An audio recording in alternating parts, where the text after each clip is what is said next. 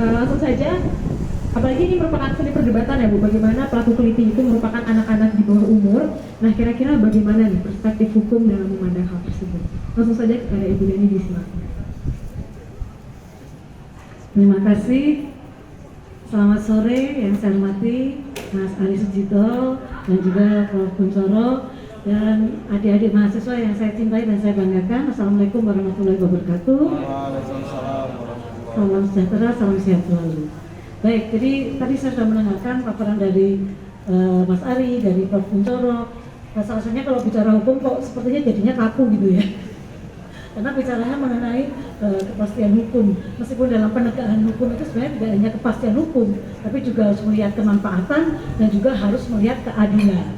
Tapi pasti yang pertama itu kepastian hukumnya dulu. Jadi kalau bicara mengenai kelitih, perbuatan kelitih yang bisa berakibat korbannya itu luka, bahkan luka berat, bahkan bisa berakibat matinya korban, maka ini tentu saja dalam konteks peraturan perundang-undangan ini adalah memenuhi rumusan delik di dalam peraturan perundang-undangan itu sendiri. Ya, jadi perbuatannya itu sudah memenuhi rumusan delik. Karena misalnya kalau seperti ini adalah penganiayaan, maka sudah ada di dalam KUHP pasal 351 sampai dengan 355 itu mengenai penganiayaan. Ya, perbuatannya terpenuhi, ada ancaman sanksinya seperti itu. Ya, kalau hukum melihatnya begitu.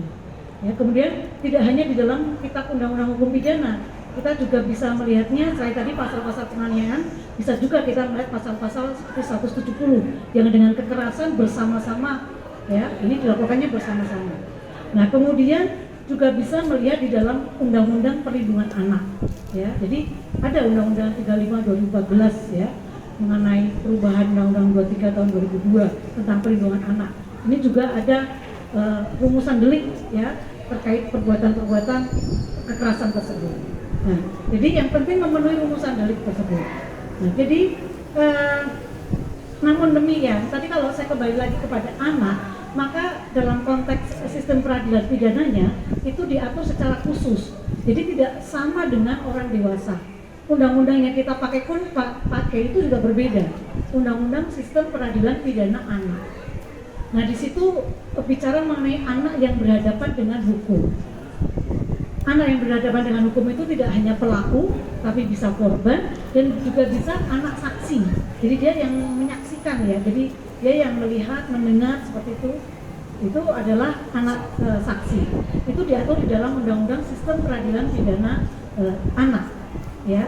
Dan pengaturannya, pengenaan ancamannya berbeda dengan orang dewasa.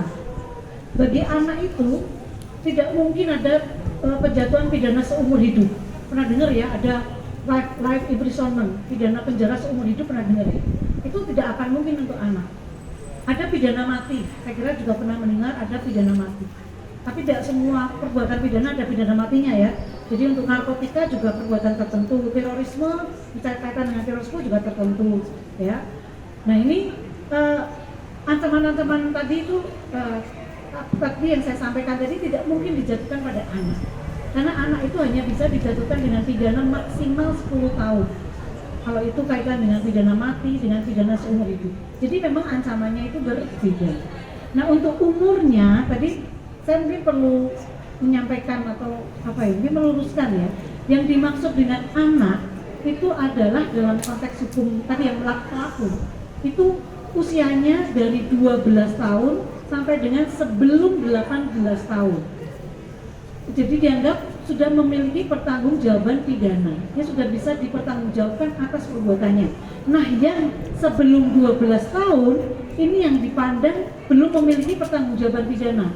Kalau ada anak 11 tahun sampai melakukan pembunuhan, ada tidak Bu? Oh ada. Ya, kasus-kasus anak itu ada anak yang usianya 7 tahun melakukan penghilangan nyawa pada anak yang usianya 5 tahun juga ada terjadi. Dan kadang-kadang kasus-kasusnya itu sepele ya. Kalau kita lihat di kasus-kasus di sekolah dasar itu hanya karena menjatuhkan makanan di kantin ya, anak-anak kesenggol itu bisa sampai seperti itu. Memanggil nama anak dengan panggilan nama ayahnya yang mungkin dulu biasa ya, tapi ini bisa menimbulkan emosi. Biasa memanggil nama ayahnya kan. tapi ternyata di Sukoharjo itu bisa berakibat fatal. Ya, bahkan rame-rame digebukin sampai koma dan pada akhirnya meninggal dunia. Ya, ada yang tadi saya bilang 7 tahun, ini anaknya hanya karena Rp1.000, bayangkan. Jadi hal yang semacam itu bisa terjadi. Ya, Rp1.000 anak yang masih lebih kecil ini kemudian dimasukkan dalam air, angkat lagi kepalanya, masukkan lagi wajahnya, angkat lagi, meninggal dunia. Ya, tapi bagi anak-anak ini dipandang belum memiliki kemampuan bertanggung jawab, sehingga anak-anak ini hanya nantinya ya ada apa namanya dia memutuskan itu namanya pembimbing kemasyarakatan, kemudian penyidik dan juga apa namanya pekerja sosial profesional ini yang memutuskan apakah anak ini dikembalikan kepada orang tua ataupun mungkin nanti ditempatkan di dinas sosial seperti itu. Namun untuk anak yang 12 sampai sebelum 18 tahun ini dipandang sudah memiliki pertanggungjawaban pidana. Bagi dia bisa dipertanggungjawabkan. Dan bagi anak yang dalam hukum pidana dibedakan lagi 12 sampai dengan sebelum 14 tahun itu hanya bisa diberikan sanksi tindakan. Sanksi tindakan itu apa, Bu? Sanksi tindakan itu material dalam bahasa Belandanya, ya itu tadi. Jadi dikembalikan ke orang tua, ditempatkan di lembaga penyelenggaraan kesejahteraan sosial, misalnya itu adalah bentuk tindakan. Tetapi bagi anak yang usianya 14 sampai dengan sebelum 18 tahun, mereka bisa dikenai sanksi pidana, bisa dikenai sanksi tindakan. Pidananya apa saja? Pidana macam-macam, termasuk pidana penjara. Jadi waktu saya penelitian dulu di BPSRR ya di Sleman, itu adalah LPSK, itu ada kasus-kasus kritik di sana, pelaku kritik, dan jumlahnya cukup banyak karena kebetulan ini rame-rame seperti itu ya, sehingga yang kemudian dikenakan sanksi ini anak-anaknya cukup banyak jumlahnya. Jadi bagi anak yang 14 tahun sampai dengan sebelum 18 tahun bahkan anak ini bisa ditahan ya. Kalau yang sebelum itu nggak bisa ditahan, tapi kalau 14 tahun sampai sebelum 18 tahun bisa ditahan, bisa dikenai sanksi pidana penjara. Tapi saat ini penempatannya tidak lagi disebut lembaga pemasyarakatan anak atau lapas anak, tapi namanya LPKA, lembaga pembinaan khusus anak, adanya di Wonosari. Jadi di Wonosari namanya LPKA. Kalau zaman dulu ada anak itu dijatuhi pidana penjara, selain di lapas anak di Jogja itu nggak ada, adanya di Kutoarjo. Ya, lapas anak itu adanya di Kutoarjo. Nah, karena dan oleh undang-undang itu masih dimungkinkan anak itu ditempatkan di lapas Wirogunan. Kalau pernah dengar lapas Wirogunan di Taman Siswa, ataupun lapas Cegongan yang di Sleman, ya itu bisa anak-anak itu ditempatkan di sana. Di dalam satu tempat yang sama dengan orang dewasa, tetapi tempatnya yang beda, ya sama-sama di lapas Wirogunan, hanya penempatannya berbeda.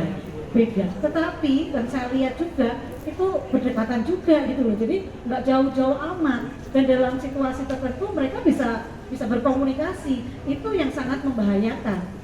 Khawatirnya di dalam penjara itu bukan justru ya tadi belajar mengenai ilmu kejahatan. Jadi semakin itu, biar ini apa mengarah.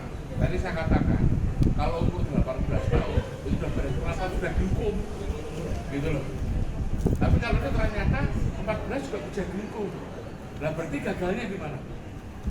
Gagal penanganan klinik kok tetap berjalan terus ini di mana?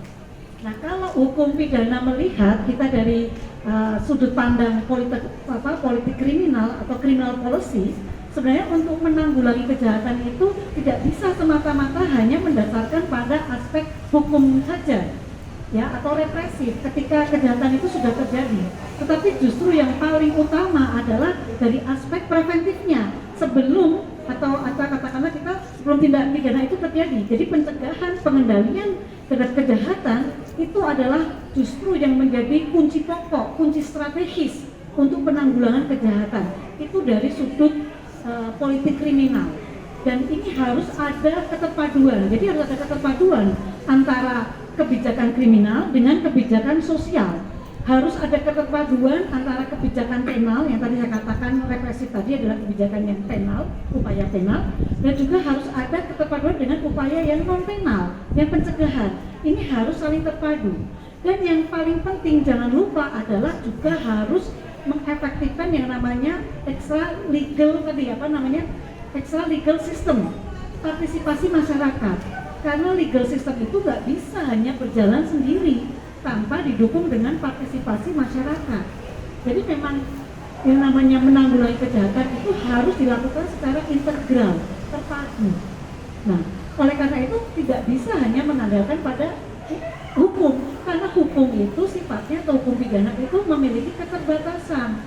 Dia terbatas, tidak bisa menjangkau kompleksitas persoalan yang begitu sangat luas, yang itu menyangkut sosioekonomi, sosiokultural, ya kan?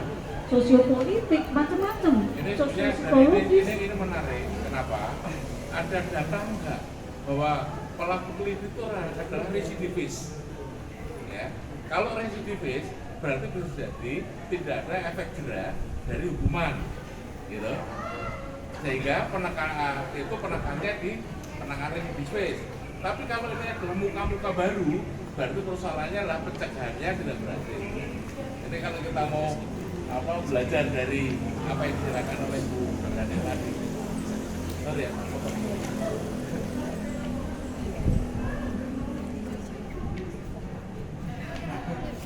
Jadi mau partisipasi masyarakat tidak bisa.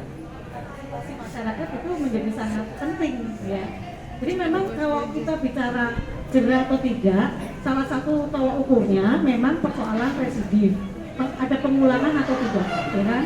Tetapi kalau yang bagi saya, Profesor, yang paling utama itu sebenarnya adalah bagaimana ketika anak ini setelah menjalani pidananya itu tetap mendapatkan bimbingan, dan bimbingan itu harus konkret.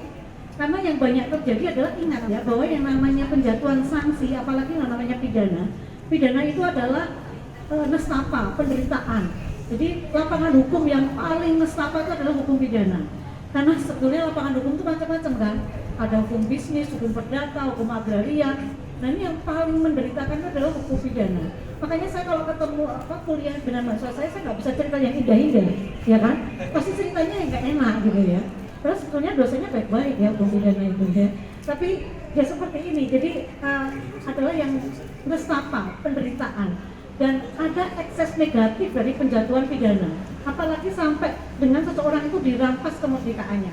Dalam Kongres PBB sejak tahun 75 saja sudah ditekankan bahwa orang itu kalau dirampas kemerdekaannya, sebetulnya itu sudah terjadi penurunan martabat harkat sebagai manusia. Sudah terjadi itu. Belum lagi stigma jahat, cap jahat, ya kan? Ini yang paling penting di sini, bagaimana supaya mereka itu ketika sudah menjalani pidananya mau bereintegrasi dengan masyarakat kembali, ya kan, dengan masyarakat, tapi tidak terjadi penolakan dari masyarakat. Karena kalau terjadi penolakan, mereka tentu saja akan kembali lagi pada pergaulannya yang lama. Contohnya ada di kasus dari Mas Yohanes, sudah sekarang ke Jakarta saja, ya kan? Tapi di Jakarta apa yang terjadi? Sama saja kan, balik lagi kan. Jadi menurut saya justru pemerintah itu harus sungguh-sungguh memperhatikan yang ini. Meskipun sudah ada lembaganya namanya BAPAS, Balai Kemasyarakatan, ada pembimbing kemasyarakatan di situ yang tugasnya membimbing setelah anak itu menjalani pidananya. Tapi kalau cuma nasihat-nasihat, aduh bosen banget deh gitu kan ya. Kalau bicaranya hanya soal, apalagi anak kalian semua ini generasi sekarang ya, kalau cuma diberi nasihat atau begini ya, begitu, aduh membosankan sekali ya kan. Harus yang real, nyata. Bagaimana sebetulnya supaya sekolah juga benar-benar bisa menerima mereka. Di LPKA itu tetap hak untuk mendapatkan pendidikan itu jalan, ya tetap jalan. Tapi kemudian kan ketika kembali iya ada, bahkan bisa kejar paket juga di dalam LPKA. Jadi tidak menghentikan hak itu, karena itu adalah hak untuk mendapatkan pendidikan. Meskipun dalam prakteknya, Mas, itu juga kadang-kadang anaknya yang tidak mau. Jadi anaknya yang tidak mau sekolah, memang benar-benar tidak mau gitu. Itu yang juga artinya tidak semudah itu ya, kemudian menyediakan fasilitas pendidikan di sana. Ya, jadi menurut saya persoalannya adalah memang tadi betul bisa terjadi pengulangan atau tidak, tetapi justru bimbingan setelah menjalani pidana ini yang menjadi pokok sekali. Bagaimana? Karena kalau bicara pencegahan itu sebenarnya bukan hanya special prevention, pelakunya jelas atau tidak, tapi yang juga penting adalah general prevention. Masyarakat itu melihat ketika ada orang dijatuhi pidana, kemudian mereka tercegah nggak ya? Aku jangan melakukan itu gitu. Tapi nyatanya apa? Lidahnya kan tetap ada. Berapa belas tahun yang lalu ini Prof. Kuncoro sudah tadi bicara mengenai keliti, dan saat ini juga tetap ada masih ada gitu. Iya, sudah 10 tahun, bahkan sebelumnya kan sudah ada. Ya, nah ini terjadi seperti ini. Jadi saya kira memang ini bukan persoalan yang mudah ya, karena penanggulangannya harus integral tadi yang sudah saya jelaskan.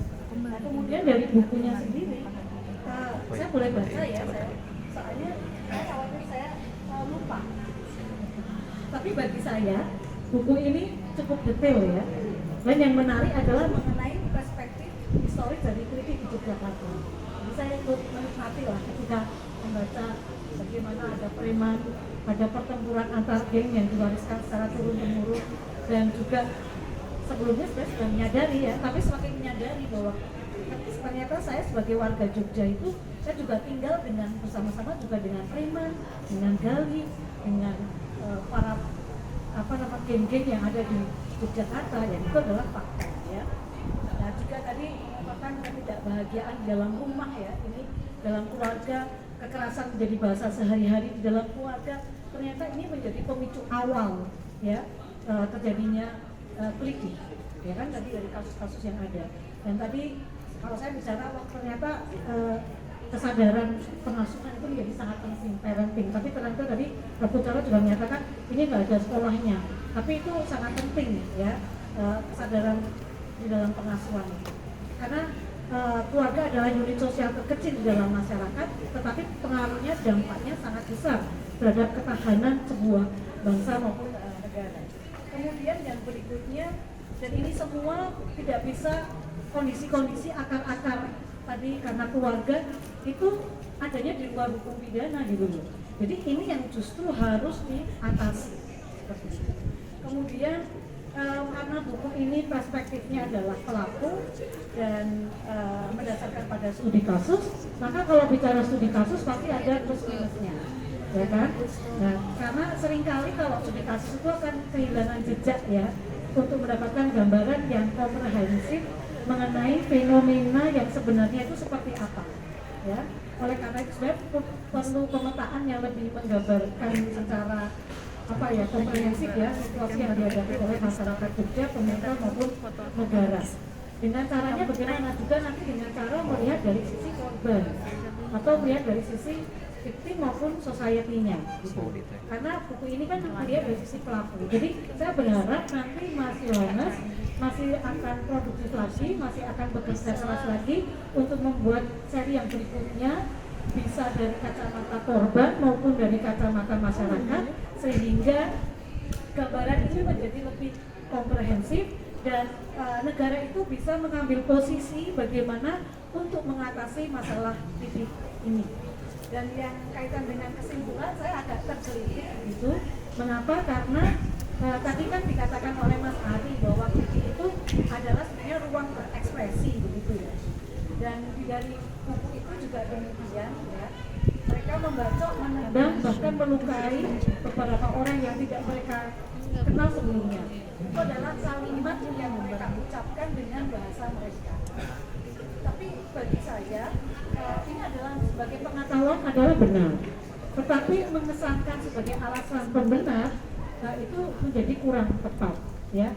Jadi menurut saya perlu didalami lagi bahwa meskipun itu sebuah fakta adalah benar, tapi tidak bisa dijadikan alasan pembenar bahwa kita memberikan awalnya 87 jadi 60 mereka untuk melakukan ya. Karena kalau saya baca ini memang pada ujungnya pelaku kritik itu adalah korban, ya kan? Pelaku kritik itu adalah korban. Tapi kita juga harus melihat korban dari kritik kan. Juga kita harus melihat, ya kan? Melihat juga masyarakat yang terdampak oleh kritik. Nah, kemudian sebagai penutup saya mengapresiasi tulisan ini. Buat saya Mas Yohanes ini menuliskan tema yang benar, Tapi ketika saya baca, saya membacanya seperti ringan gitu dan mengalir menurut saya ya. Dan itu yang saya suka. Terus kemudian di sini sebetulnya selain tadi saya mengajak Mas Yohanes tadi untuk meneliti ataupun membuat seri buku berikutnya, tapi juga mungkin di sini ada adik mahasiswa, saya nggak tahu nih ada yang mahasiswa Fakultas Hukum tidak di sini ya. Oh, ada ya. Nah mungkin nanti ya ini nanti bisa melihat dari sisi korbannya seperti apa dan lain sebagainya. Itu juga akan sangat menarik ya, perlindungan hukum bagi korban bisa diangkat ini tema-tema ini. Nah, jadi seperti juga yang tadi dikatakan oleh Joko Pinurbo ya dalam puisinya, Jogja terdiri dari apa saja tadi, rindu, pulang, dan angkringan. Itu sebetulnya adalah sisi yang ingin diperoleh, sehingga masalah kritik yang menjadi sisi gelap dari Yogyakarta harus bisa diselesaikan masalahnya. Saya kira itu dari saya. Terima kasih. Wassalamualaikum warahmatullahi wabarakatuh.